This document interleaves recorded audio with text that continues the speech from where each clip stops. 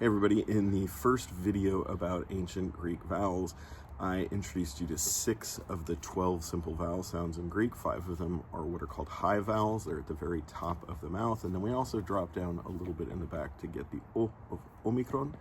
Today we're going to do 3 new vowels. So at the end of this, you'll have 9 of the 12 simple vowels. And those 3 vowels share a feature, which is that they're pronounced at the front of the mouth. And as it happens, you already know some vowels that are also pronounced at the front of the mouth. My name is Stephen. I've been teaching ancient Greek for over 25 years, and I hope this helps you. So the 3 vowels that we're going to deal with today are spelled epsilon, iota, epsilon, and eta. And they are 3 slightly different vowels pronounced at the front of the mouth. And originally, epsilon, iota, and epsilon are just the long and the short version of the same sound. But by this period, that epsilon iota was starting to creep actually higher in the mouth. So it's actually a little bit, not just longer than an epsilon, but a little bit higher in the mouth. You don't need to worry too much about that. You just need to kind of know that there was movement happening and distinction, so that the sound of epsilon iota kind of is moving toward, not kind of, is moving towards iota at this point, and they'll eventually merge together. But in the mid-late classical period, there's still distinct sounds. So we've got a situation where we've got 3 new vowels. We're going to start with the 4 front vowels that we already know. They're front and top vowels, high vowels. And these are long and short iota. I think I use the English words bead and beat, long and short E and E to get that. And then the long and short upsilon are just the same thing, but with the lips really rounded. So we're going to go down the front of the mouth, and we're going to get these 3 vowels, epsilon, iota, and epsilon, and then eta.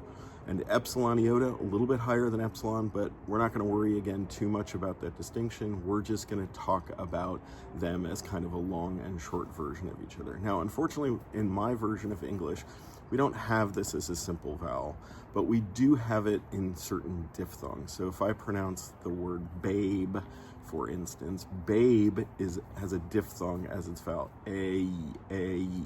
And if you take the first part of that in my dialect of North American English, that's really close to an epsilon iota, babe, but you don't go E at the end, babe, right? So if we want to use an example in Greek, we can do something like de, it is necessary. Now, epsilon is just the short version of that. So if you say bait, and you, again, leave off the E part of that diphthong, bait, that's an epsilon. So most English speakers use their version of the vowel in bet, to get that epsilon. Bet is a little bit lower and a little bit more towards the center of the mouth than a Greek epsilon or epsilon iota seem to be. That leaves us trying to get an eta, and we don't have this sound. But in my dialect, if I say the word bed and I say the word bad, 2 long vowels there, and eta is always long, so we want a long vowel, then if I go kind of in between those 2 things, bed and bad, that is an eta. So in Greek, we then have a 3-way distinction between the words de, and da. 3 different words, all spelled differently.